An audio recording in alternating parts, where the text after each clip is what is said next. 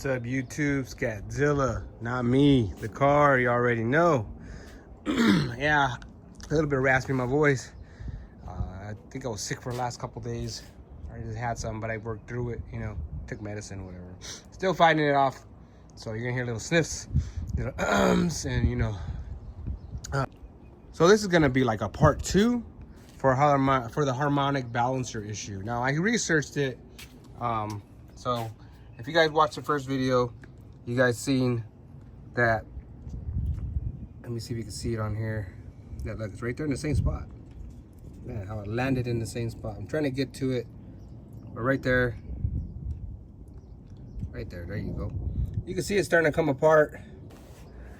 Now I've done my little bit of research on them and stuff like that. So I have found out, and I'll post it up here while I'm talking, that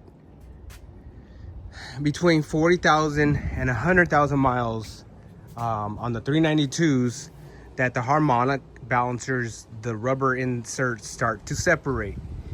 Sometimes it happens earlier, depending on how hard you drive them, things like that. Other than that, they do start to separate normally, typically between 40,000 and 100,000 miles. Now, again, on that video, I said, what the fuck, Dodge, and I'm going to say it again. What the hell, why do you make them like that? Like, honestly, is it just the 392s? I really haven't seen nothing on the on the 5.7s or the 345s. I just want to know, why is it these ones do this? Why is it that you're not owning up to it and making a warranty issue out of this, or making a recall? I'm not sure. I haven't really looked into seeing if there's a recall, which, give me 1 second and I'm gonna research it now. A few moments later.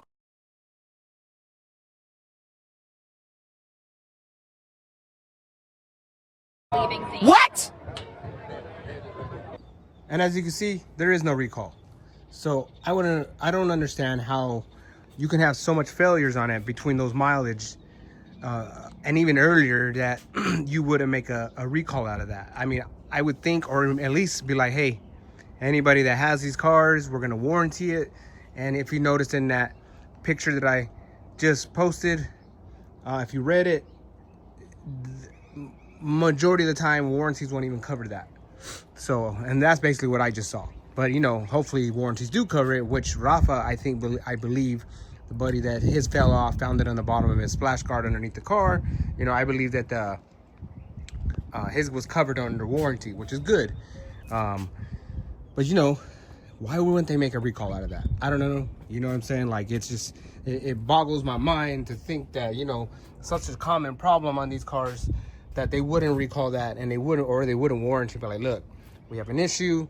We're not gonna recall it, but we're gonna put a warranty on it regardless. So anybody that has these cars, no matter if you bought it brand new, that you should just bring it in and get it fixed regardless. So I'm gonna look into that on my car, exactly, especially, and see if that even is possible. But again, anybody that's driving these cars, if you've already passed the 100,000 mark and you haven't even retouched it, or have never replaced it, or if you're a second owner, third, or whatever, and you haven't messed with it before, I suggest you go look underneath your hood. You look down in there and you see if you could tell if it's separating. And I'm gonna tell you, you can tell if it's starting to separate. Just like mine, you can see that it's starting to separate. I'll come back down here and see if you guys can see that. Right there, you see how that little rubber piece is starting to come out right there? That's separating. That's it starting to come apart. So that's the way you can tell. And mine looks like it's just starting to do it. Now, the best recommendation for a harmonic balancer is gonna be, it's gonna be this one right here. This is what's like I would recommend. ATI. These come on for the 392, and this is the best bang for your buck, I would say. It comes with all these specs for everything you need. I would research it, like I said, and go from there. Unless you want to replace it with the OEM one, that is all up to you, to save you some money. I mean, for time being, like I said, this is like a performance one that would be you know, just the best that you're going to be able to get.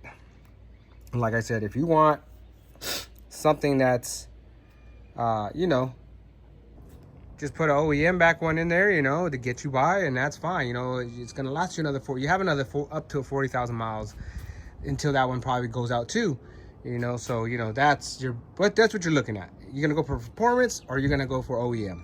Me, I would really love to get that one, but I just looked it up, and like I said, it's anywhere up to $500-600. You know, I don't know if I want to spend that much on a balancer just yet, you know, especially with the stock motor. So I'll probably just go with an OEM one, but don't listen to me. Don't just go off what I'm saying. You know, it's your preference. You know, is that one gonna last 40,000 miles if you get buy an OEM one? You know what I mean? Just there's a lot of factors in it. You know, that's just probably what I'm gonna do.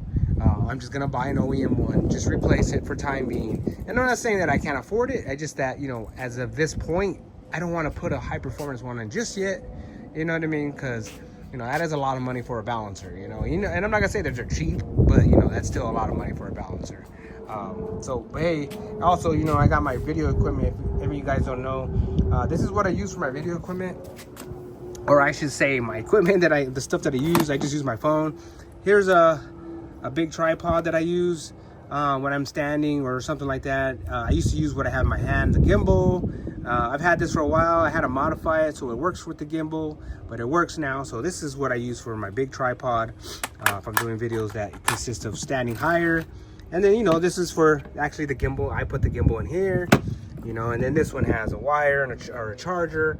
Has a little, how would you say, Bluetooth thing right there, which goes onto that one, which I charge this one. And then, you know, that's my headband and my chest band, or my chest piece that I put on my phone when I'm walking around or have it on my head. So, you know, that's the stuff that I have. And that's why it's out, only because I was cleaning my car. Me and the crew are going out later today to a little Cars and Coffee that's happening this afternoon. Cleaned my car, vacuumed it. Actually have one of the kids' beanie from soccer in my car. I had to pick them up.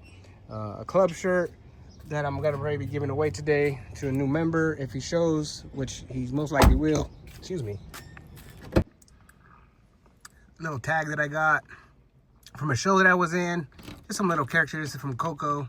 I like that little thing. And then I have this Dodge keychain thing that my nephew made out on his 3D printer. Excuse me. The car's cleaned. I just gotta wipe down the interior, you know, all the hard plastics and rubbers and stuff and leathers and stuff like that. But yeah, guys. But that's the little info that I got. You know, they don't do no recalls on them, and you know, only if you have a warranty they might replace it. You know, if not, you got to pay out of pocket. Unless you're mechanically inclined, you can do it yourself. You know, and that's, you know, possibly what, like I said, what I'm gonna do. I'm just gonna do the OEM one, and then eventually I'll just upgrade. But like I said, right now it is totally up to you, the consumer or the buyer, if you want to buy that really expensive one, which, you know, like I said, you have another 40,000 miles that it will start to act up again to, you know, really consider changing it to something more expensive, something a little more reliable. And especially too, like if you're gonna build the motor, that's what it's good for. So, you know, and that's where I'm gonna end up going with this eventually. But, you know, as of this moment, you know, I'm not gonna, like I said, I just don't want to spend $500. But, you know, the way that I am, I might just end up just buying it anyways, just so that I, you know, just do it one time and have it, and that's it. But yes, if you guys got any questions or comments, please leave a comment down in the comment section below. If you guys get any other info or know any more than I do than this, you know, like I said, I mean, I'm not dumb. I know how to work on cars. I know how to build cars. I know how to, you know what I mean? I know how to build motors and stuff like that. But this is like, you know, it's a little bit newer. You know, I'm still learning all the little defects and things like that these cars come with. When I had my Magnum, you know, I knew that car in and out. Like, you know, I could tell you where things are. I could work on it blindfolded, basically. And this car is no different. You know, it's literally the same platform. It's just, you know, it's a little different motor-wise, and the things that, you know, the issues that some of these do have and stuff like that. So, you know, but But you know, I'm learning as I go with the car still, you know what I mean? Like, it's a good running car, don't get me wrong. It's a good it's reliable for me, and you know, even though I get on it with it and stuff like that, but you know, 9 out of 10 times, you know, I drive it normally. So what I have to do for this video, guys, I just want to give a little feedback back. Like I said, if you got any questions, or if you guys got any, I'll answer the best that I can, you know, look it up and then tell you guys or something like that. Or if you guys even know better than I do or more than I do, you know, leave a comment, you know, for more people to read in on it, you know, especially if they're having problems they don't know. So, but that'll do it for this video, guys. I got to finish cleaning the car and get ready for later. So, peace.